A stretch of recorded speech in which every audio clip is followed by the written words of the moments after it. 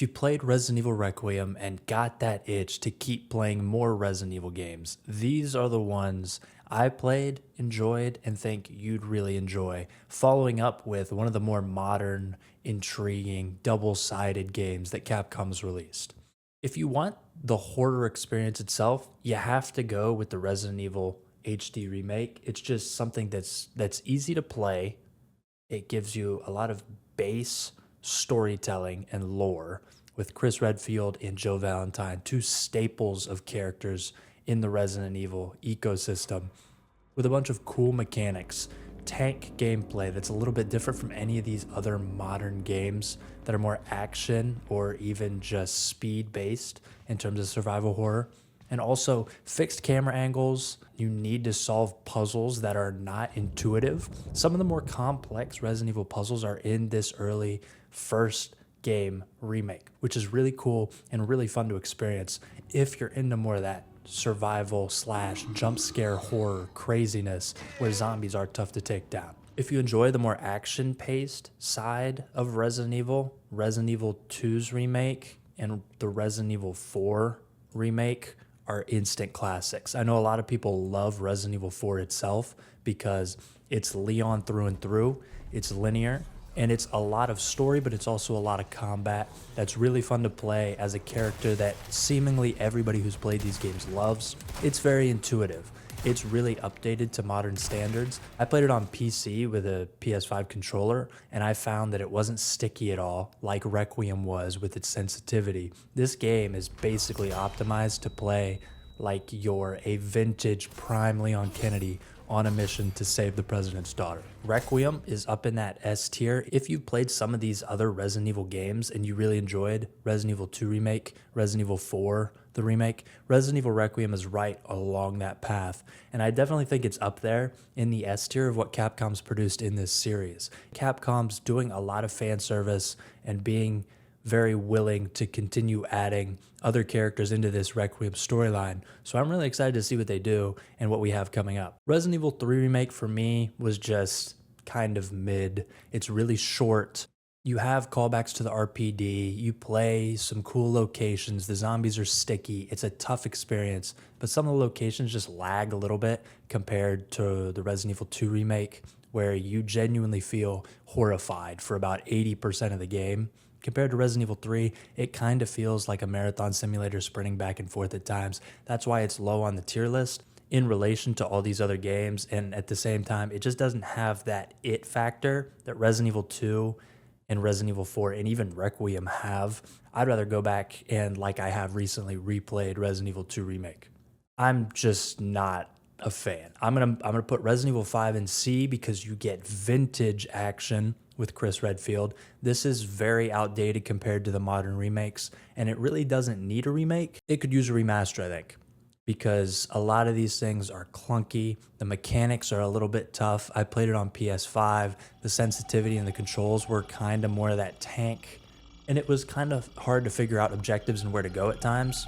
But it's a mainline story that if you like the action side of 4 and even 2, I really implore you to play 5 because it's one of those things you won't know if you like it or not until you play it. Unless you want to get the full Leon action storyline, don't play this game. You don't really need to play this game. I only was able to stomach getting through the Leon storyline because it's just like 5 in terms of the controls and the mechanics. But at the same time, it's split into multiple stages.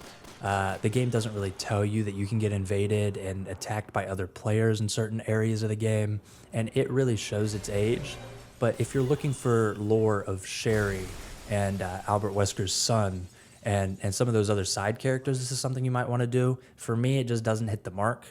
If we're talking action, I think you could pair this with 4, 5, 6 if you're really looking for kind of that Rambo activity.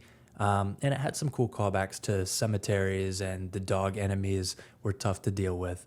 But I enjoyed my playthrough of Leon's storyline, but that's only like a quarter or a fifth of the game as well. So I do want to make that very clear. If you're looking for horror, Resident Evil Biohazard is the scariest game in this lot, and it's also probably my favorite I love this game. I will say I went straight from Resident Evil 4 to Resident Evil Biohazard, and I think that helped me because of the modern framing and also the jump between the action-based tension of playing as Leon and having to advance through swarms of enemies to Biohazard, where every route you take, every step or thing you hear makes you uneasy. Very much in the same way the HD remake did, make you uneasy at every corner. You felt the same with Biohazard. You've got great characters with the Baker family and Evelyn, and it's just one of my favorite gaming experiences in general. And that leads us to Resident Evil Village. I really enjoyed Resident Evil Village, and you do have a good mix of the Ethan Winters action style versus the Ethan Winters evasion of horror and jump scare style. I wasn't a huge fan of how much the supernatural plays into the storyline and how the mold and Ethan kind of coexist, battling each other throughout not only the end of Biohazard, but the beginning of Village. I understand it, but I also love this map. This place is so big. This game is so beautiful. There are some areas that are clunkier and slower and kind of pacing wise a little bit tough to stick with for long amounts of time, but this game is so much fun to complete. And you have sections where it's more psychological tests than actual aiming and navigation tests. This game has everything you'd want from a good mix. I would say if you've played Requiem and haven't played Resident Evil Village, give it a try along with Biohazard. I think Biohazard, Village, and Requiem are the modern triple crown that Capcom's put out. They're very solid games.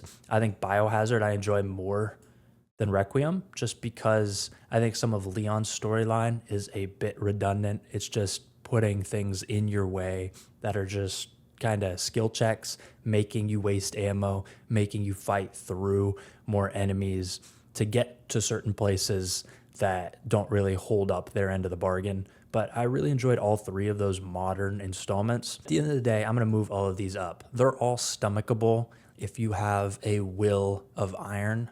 I would say 6 and 5 have some crazy, insane moments that make you step away. The opening sequence in 5 made me step away for a couple days because I was just like, this is a different game from all of these others. Like, the graphics aren't as great because it came out at a different time and it was optimized for a different console generation. But I would say if you get the time, it'd be nice to play through all of them.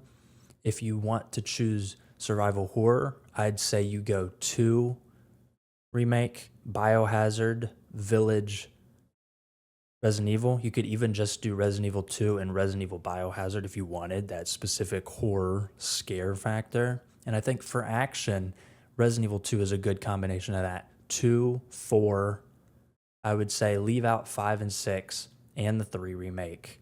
Go straight to Village and play Resident Evil Requiem.